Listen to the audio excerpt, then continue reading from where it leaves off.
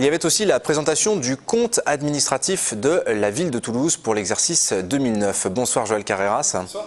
Adjoint au maire de Toulouse, vous êtes aussi économiste, membre de la commission des finances de la mairie de Toulouse. C'est vous qui présentiez cette délibération cet après-midi sur le budget au Capitole. Avant d'entrer dans le détail peut-être pour les non-initiés, qu'est-ce qu'un compte administratif ? Alors un compte administratif, c'est ce qui vient constater la manière dont on a dépensé l'argent, réalisé le budget. Quand on vote un budget, on fait des prévisions, on met de l'argent pour telle opération, telle autre opération, en investissement, en fonctionnement, etc. Et puis le compte administratif, eh bien, c'est tout simplement le compte rendu de la façon dont on a appliqué ce budget. Voilà, donc c'est un exercice qui a lieu une fois par an, à peu près à cette période de l'année, et qui nous permet de constater le résultat éventuel financier qui reste à la commune et que l'on pourra affecter éventuellement au budget suivant, par exemple. Alors les résultats justement, on va les voir à l'écran dans un instant.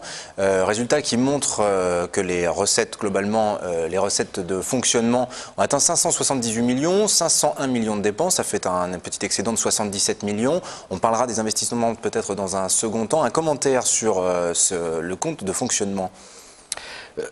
Le compte administratif, ce qu'il manifeste, c'est la qualité de la gestion. Donc ce qui est important de souligner, c'est qu'en termes de dépenses de fonctionnement, elles progressent d'à peu près 4,5%. Ce qui est relativement mesuré, mais suffisant pour maintenir un niveau de service public, le niveau de prestation que la ville de Toulouse offre aujourd'hui aux Toulousains. Et simplement, cette maîtrise des charges est nécessaire pour dégager ensuite des marges de manœuvre financières pour mener des politiques particulières, soit tarifaires, quand il s'agit par exemple d'élargir la gratuité de la cantine scolaire à des publics qui en ont besoin, ou encore de dégager des marges pour investir dans le transport collectif. En trois exercices budgétaires, on aura versé près de 50 millions d'euros pour le transport collectif, donc pour mettre en œuvre nos priorités politiques. Donc il faut pour ça maîtriser les charges, ce qui signifie qu'il faut être rigoureux. Mais la rigueur, ce n'est pas l'austérité. Alors, on peut revoir les chiffres peut-être à l'écran. On distingue qu'il y a 67 millions, on va dire, de trésors de guerre, l'épargne. D'épargne, voilà. Cet argent-là qui sert à servir ce type d'action que vous venez de décrire. De l'autre côté, il y a les investissements. On voit que les dépenses ont atteint 180 millions d'euros. Ces investissements, à quoi servent-ils exactement? Où l'argent a-t-il été placé? Alors, l'utilité d'un compte administratif, la comparaison n'est pas raison, mais elle y contribue quand même. Donc 180 millions d'euros, il faut les rapporter à périmètre identique à peu près sur l'année précédente, parce que maintenant on est en communauté urbaine, les choses sont un peu plus compliquées.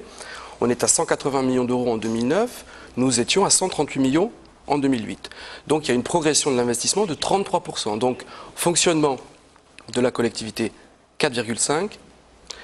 D'augmentation, 33% sur l'investissement. Donc on peut dire que la santé financière de la mairie de Toulouse se perpétue. La preuve, c'est que les investissements ont tendance à augmenter. On note dans ce post-investissement beaucoup d'investissements sur le foncier. Ça représente à peu près 43 millions d'euros.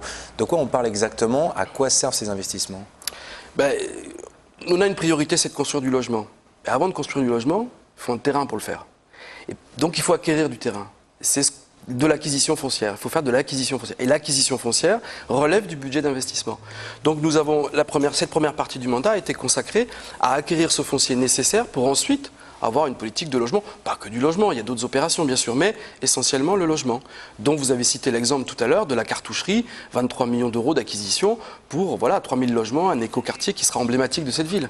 Alors l'an dernier, vous avez présenté un budget primitif qui était en légère hausse par rapport à l'année précédente, le tout dans un contexte de baisse des recettes, baisse notamment des dotations de l'État, de la fiscalité indirecte, essentiellement ce qu'on appelle les droits de mutation qui sont perçus sur les transactions immobilières.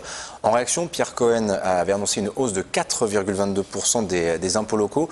Les Toulousains doivent-ils s'attendre dans l'année à venir à une nouvelle hausse de ces impôts locaux? Alors, cette hausse ne concerne pas l'année 2009 dont on est en train de parler. Là, on constate ce que nous avons fait en 2009. Oui, sur l'année à venir. Je veux donner une indication aux téléspectateurs. Le produit des impôts qu'ils payent dans le budget de la ville représentait en 2008 27% du total du budget. En 2009, nous venons de constater qu'il représente à peu près 25%. En 2008, il n'y a pas eu du tout d'augmentation d'impôts.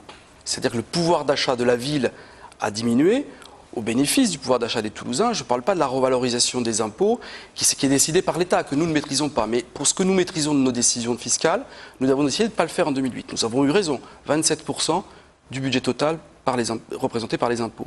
2009, 25%. Donc 2009, nous avons juste actualisé de 0,9% par rapport à l'inflation.